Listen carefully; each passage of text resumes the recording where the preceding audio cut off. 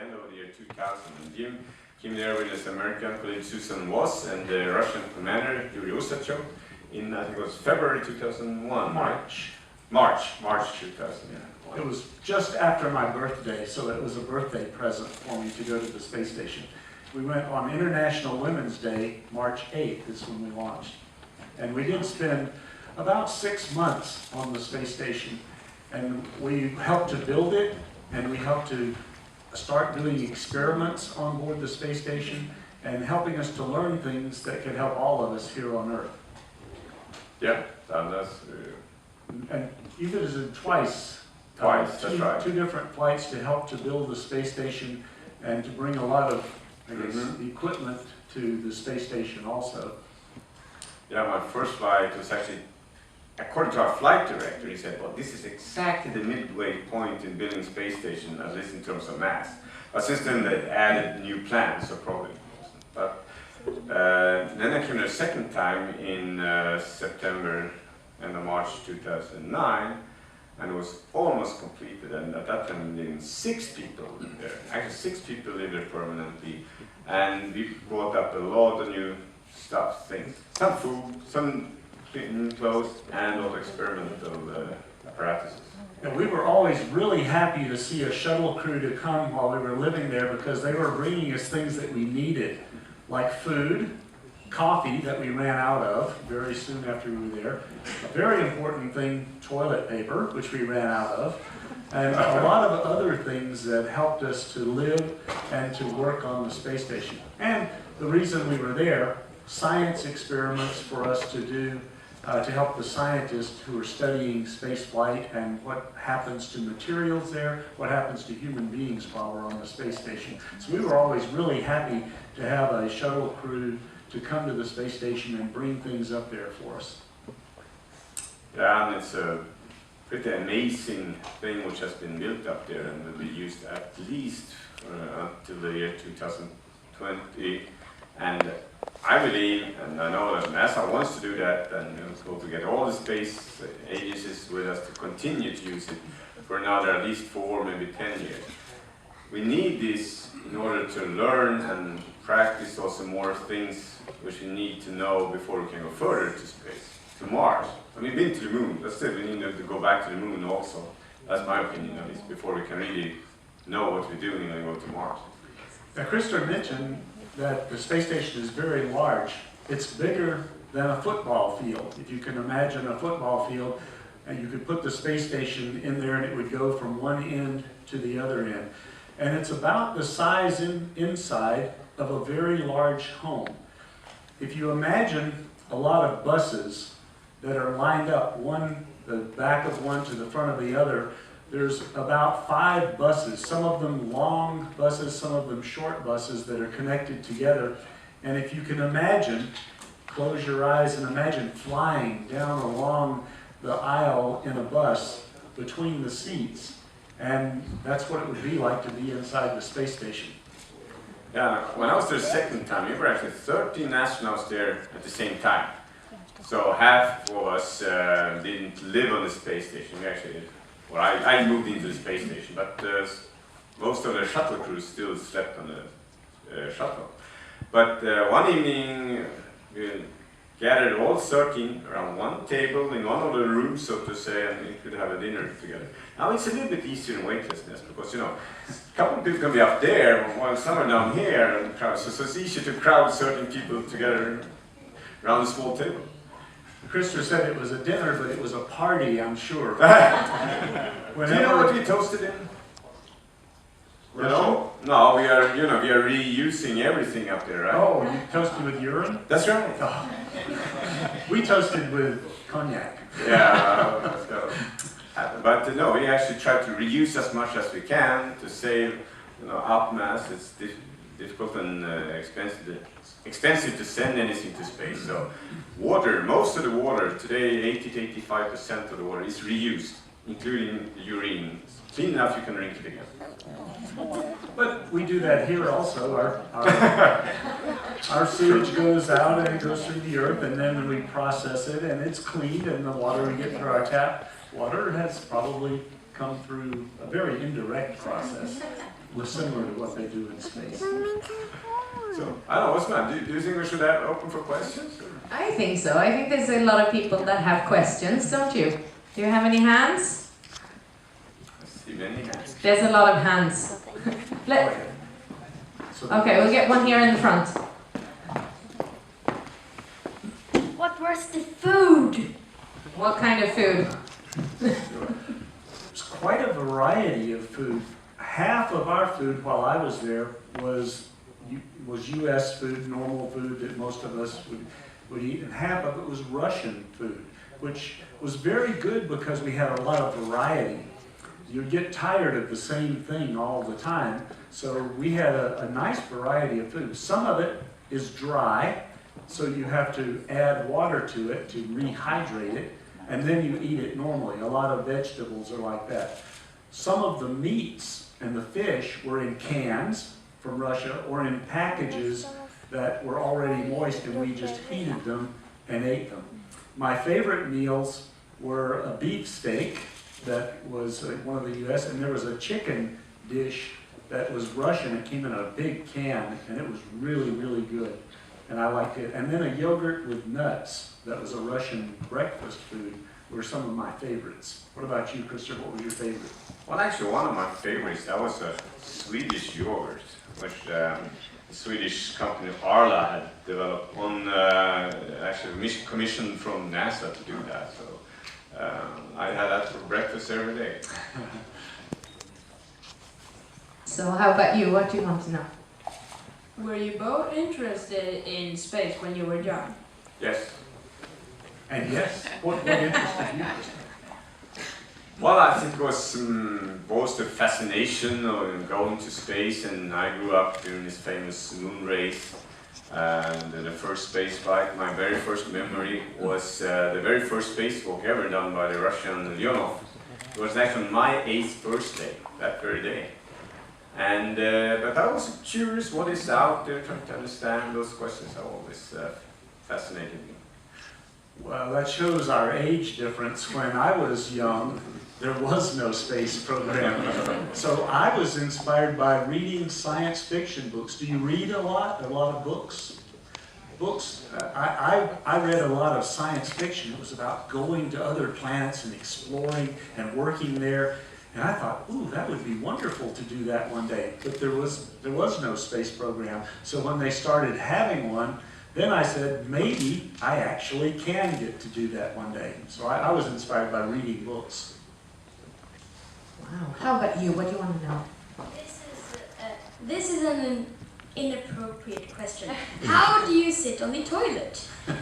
That is always a question. That's the most common question indeed, so it's absolutely not inappropriate. Well, how do you sit? Well, specifically how you sit on it, to make sure you don't float away when you sit. You actually put some kind of thing on the tires to keep you in place.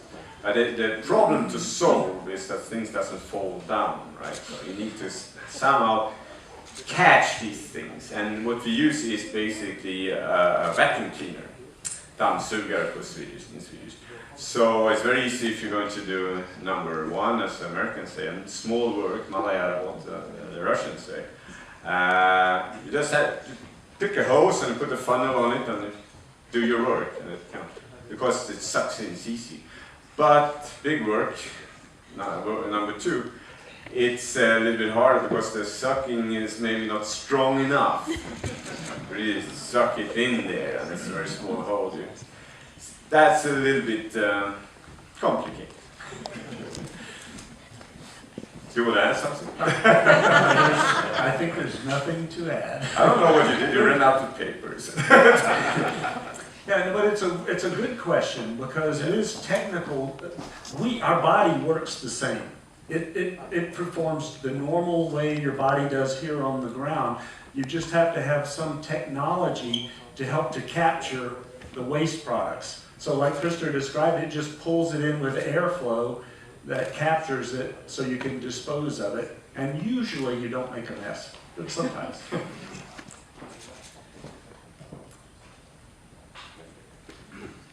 What would happen if the electricity went out? what would happen if the electricity runs out? Oh, well, if the electricity runs out, that's very bad because everything runs on electricity on the space stations. Everything is run with the electrical power from solar arrays that capture the sun's energy and put that into batteries, and then the batteries run all of the equipment. It has air circulation so that we can breathe. It is heat or cooling for us to allow us to live in the cold or hot environment in space. So all of the things that we live on and depend on have to have electricity, so we must have some electricity. But that's why they make it very reliable from the sun, and the batteries are very reliable. So most of the time, the electricity works really well. And we have a system on the Russian part of the space station as well as on the international partner part of the space station that allows us, if one has a problem, we can use the other for a while. Yeah, since you're in such a vulnerable situation out there, every important system has redundancy, typically 3 systems. So even if 2 fails, you can survive somehow. And the batteries keep electricity for a while, but so if somehow we couldn't get more electricity from the solar arrays, well, we would have to abandon the station probably within hours. Yes, go for it. Can you see our planet from there? Well, yes, we're not very far away actually. It's, you know where Gothenburg, Göteborg is from here? Well, if you go straight up instead, that's roughly how high up the space station is, which is just 1/1000th of the distance to the moon. So, yes, we see our planet very well. And we're going around the Earth all the time. We're in an orbit around the Earth, so we get to see different parts of it all the time. And the Earth is turning underneath us as we are going, so we see all of the Earth after some time. So every few weeks you would have time to look at Sweden, and every few weeks you'd look at the United States and get to see, look down, and if it's not cloudy, you can see Stockholm.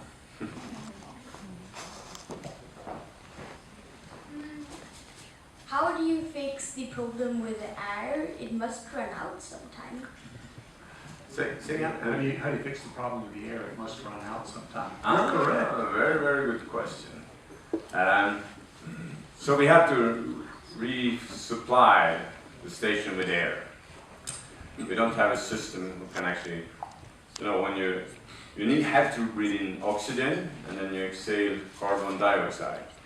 And there are systems who could kind of split these carbon dioxide molecules, you can get air back, oxygen back. But they're not very efficient yet, so we have to resupply. And actually the biggest way to do it in the space station today, that's through water. We also need a lot of water. So when we use the water in various ways, we actually put the water through a system called electrolysis, which splits the water molecules. I don't know how much physics you remember or you know yet, but water is 1 atom of oxygen and 2 of hydrogen. And you can split them. And the oxygen then we put out into the air. So, but we rather put water to the station and then we eventually use that into the air also.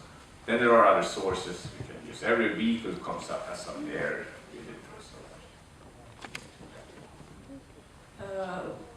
Let's see, what was it?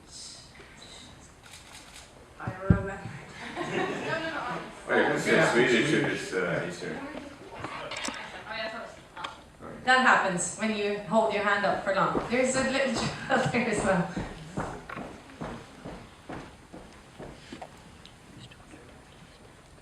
How do you moonwalk? How do you moonwalk, guys?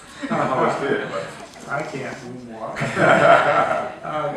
The moon is much smaller than the Earth, so we don't have as much gravitational attraction, as much gravity. So when someone walks, they feel like they weigh about 1/6 the weight here on the Earth. So when they take a step, they can take a very long step.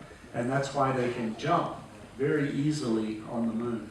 And it's easy to walk there. Even with a spacesuit on, it makes it easy to moonwalk. You also have, because there's no air, you have to take your air with you and wear the spacesuit, and inside the spacesuit, you have all the things that keep us alive here on the Earth. You have oxygen to breathe, and when you breathe out the carbon dioxide that Christian was talking about, something takes that out of the air so it doesn't harm you. It has to have a heater to keep you warm, something to keep you cool, and sometimes there's even a little bit of food inside and water for you to drink. So all the things you need to be alive allows you to walk on the moon while you're there, as long as you're inside your spacesuit. And a pamper if you really need it. Makes sense. Yes. I'm going to be very rude and ask you a question. Because you're out for almost 9 hours. Do you have like a schedule for when you eat so you remember? Well, we really didn't have anything to eat in our spacesuit. They have a little food bar. It's like fruit that's compressed into a little bar, but no one takes, usually you don't take it out of your suit because it gets very messy. So often you will eat that right before you go out on your spacewalk. Did you eat yours in your suit? No, you're not allowed to. That's too messy. You're not allowed to have it in the suit anymore because they're afraid of small particles getting in the system and maybe. No one used them anyway, so you don't eat while you're outside. So for 9 hours we drank water, and we have about maybe 1.5 liters of water that we carry, and I drank that in probably 5 or 6 hours. So I was thirsty when we were finished, but I wasn't hungry. I was just very busy, so I went all day without eating. How does it feel to be weightless? Yeah, that's a difficult question because it's hard to describe a feeling which you have to experience to really realize. But one thing is if you're in the water, it's so much similar, and particularly if you manage to scuba dive and you're under the water and float around, it gives you a little bit of the same feeling, but it's freer when you're in the space vehicle and you float around and you don't have a mask and all that. If you jump, if you can try to see how it feels that little short time before you hit the ground, that is weightlessness.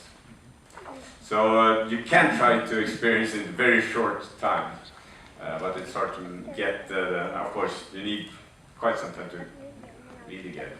And if I want to move over there, I would go like this, and I would drift. And I would drift this there. way, if you know your physics. And I would drift till I got to the wall, and then I would hit the wall and bounce off. It's very nice to It's work a lot in of fun, weightlessness. and a lot of fun, but also complicates life in a way. Var ni rädda när ni skulle åka upp i rymden? Nej, jag var inte rädd, tror jag Jim och Selma, så jag tror inte han var det. Och det beror på att man har förberett sig så noga, man har tränat så länge, man vet precis vad det är som händer och så här. Så då känner man sig liksom, som naturligt det här som ska hända. Och då blir man liksom inte så rädd. Jag kan säga, lite nervös var innan jag ska göra rymdpromenaderna. Då var det också lite grann av, kallas för rampfeber, när man ska uppträda på scen. Hade jag tränat någonting jättelänge och viktigt som jag skulle göra och massor av människor skulle titta på mig, då vill man inte göra bort sig. The question was if you're afraid when you're going to space.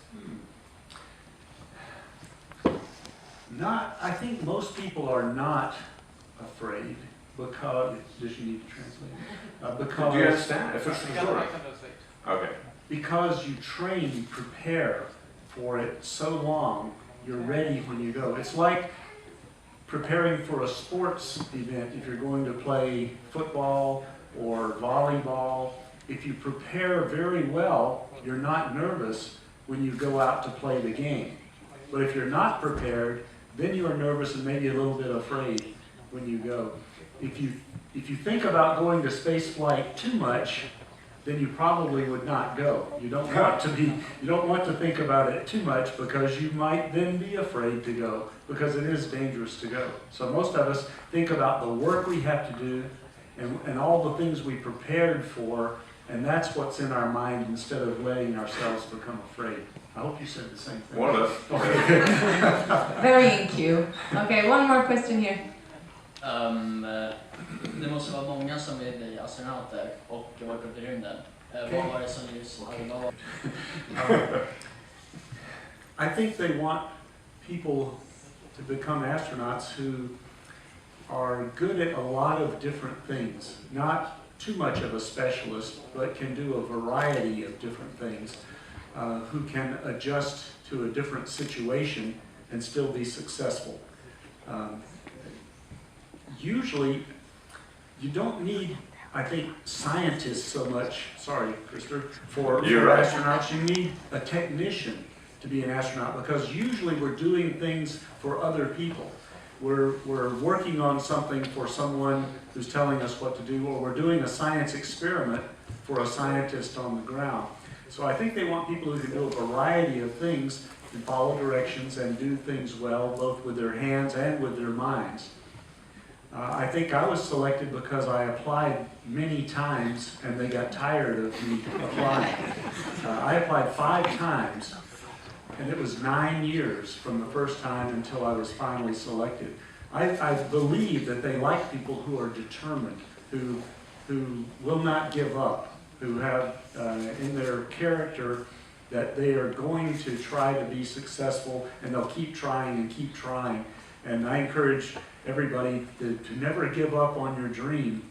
I almost gave up a few times, but I said, no, I'm going to do this, and I kept trying, and eventually I got selected. But I think people who have general, broad backgrounds and can do many different things with both their hands and their minds are generally what they're looking for. That was a good compliment compared to what I said, and not least. Yes. Well, Next. how hard is the training to become an astronaut, and how does it affect your muscles when you go back to Earth? You were up the longest. That's kind of a more interesting question for you. I'll answer the last part then, how it affects us when we come back to the Earth. After a short shuttle flight of a week or 10 days, I generally felt really good. I could stand up and I could walk and work okay. I was a little unsteady. When I walked, I could walk in a straight line, but if I turned the corner, I got dizzy and almost fell down, because the inner ear, your vestibular system, is not right when you come back. But I felt strong, and I was okay. After a very long flight of 6 months, I was extremely weak when I returned. When I first landed in the space shuttle, we were laying down. They make you lay down after a long flight.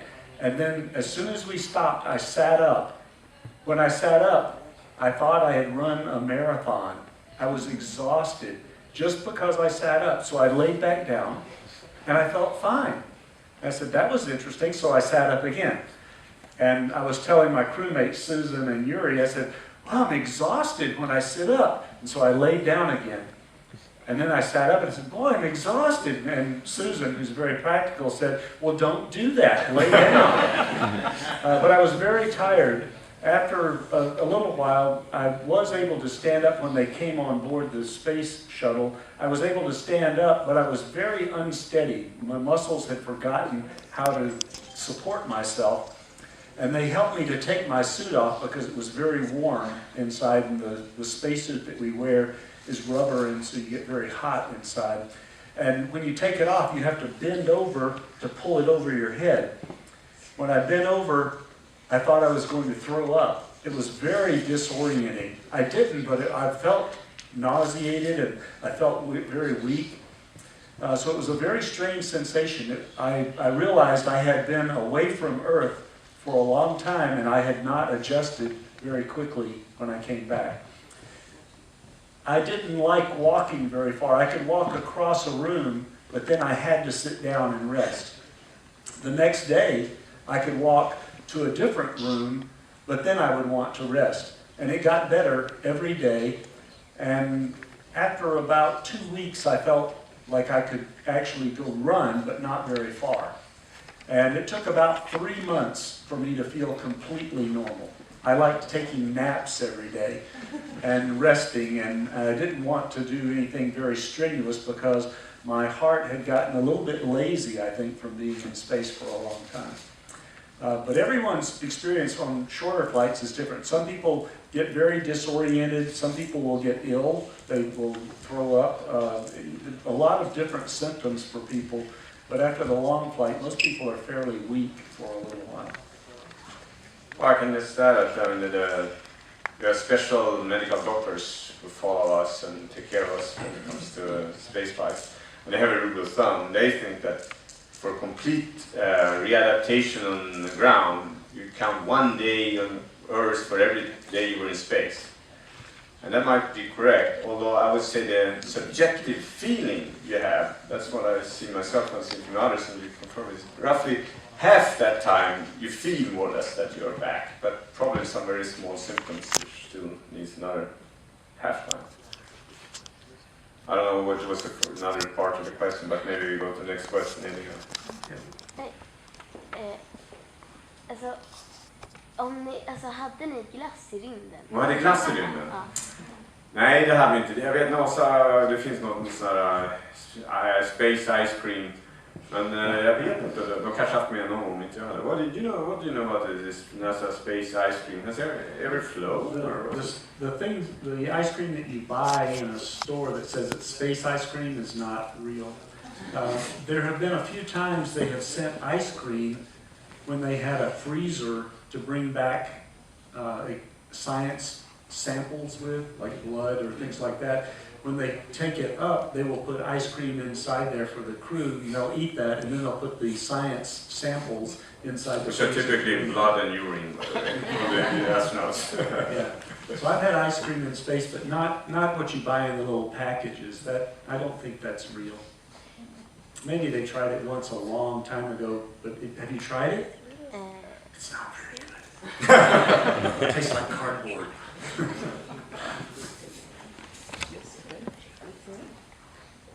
Hur är det att gå på solen? Hur det går på solen? Det ska man inte göra. Då brinner man upp. Jättevarmt alltså. Så att vi håller oss borta från solen. Question, how is to walk on the sun? So I discourage that. Yeah.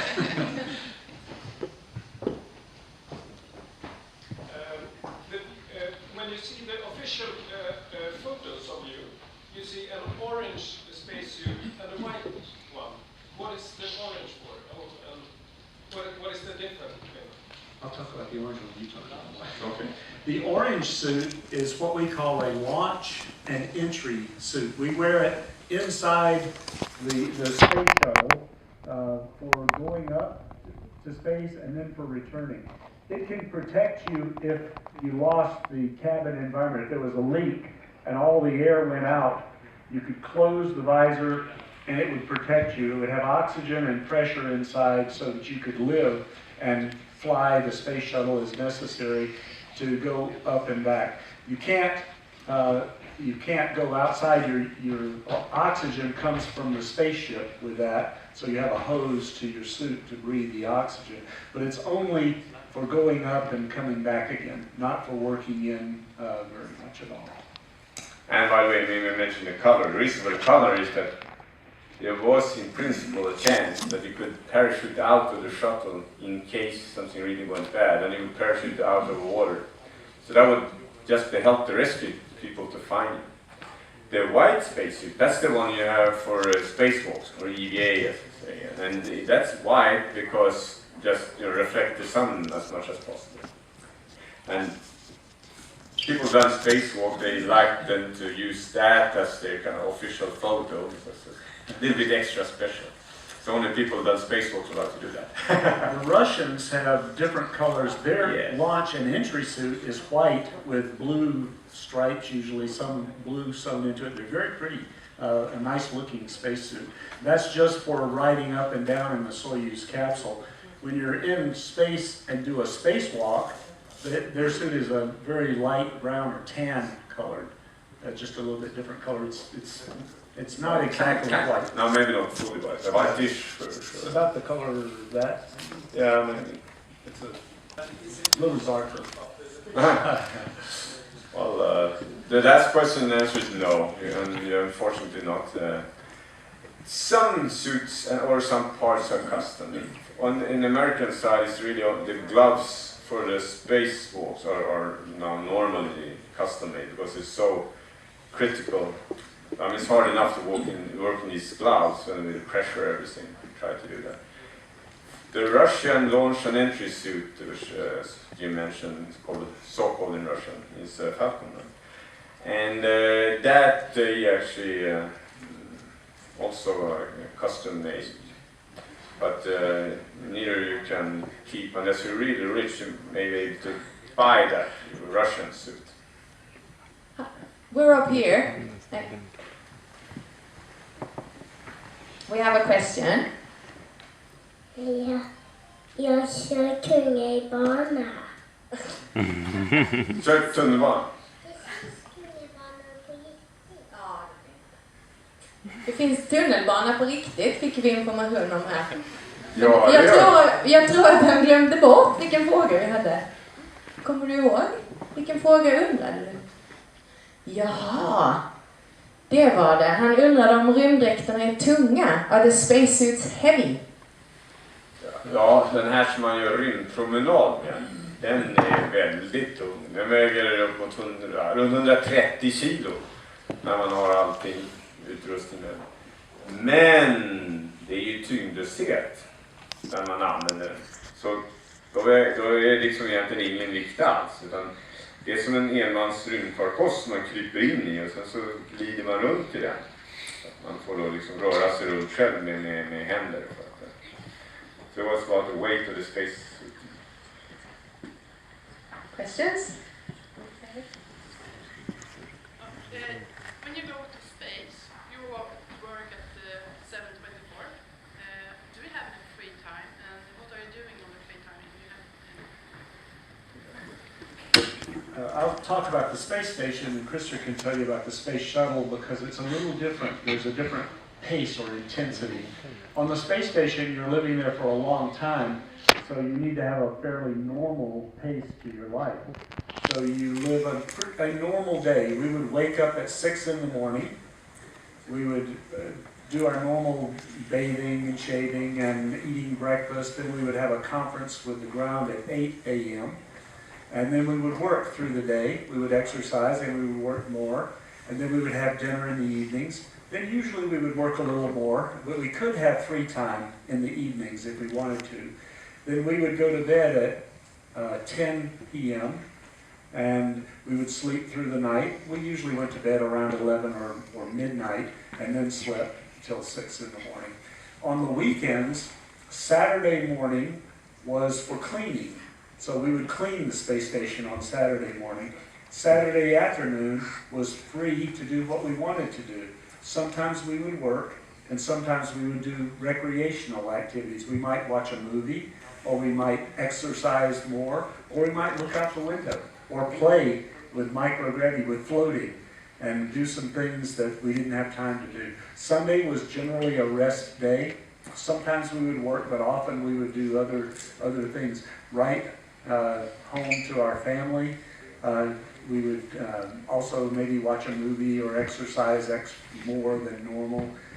Looking out the window was a very favorite pastime, and taking pictures of the Earth.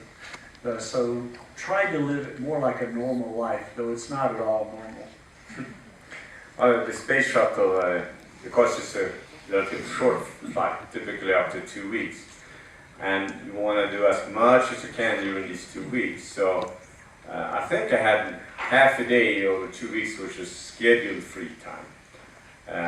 And it was kind of fun when we were docked to the space station, because on the shuttle we were scheduled 8 hours of sleep, and on the station they had 8.5 hours.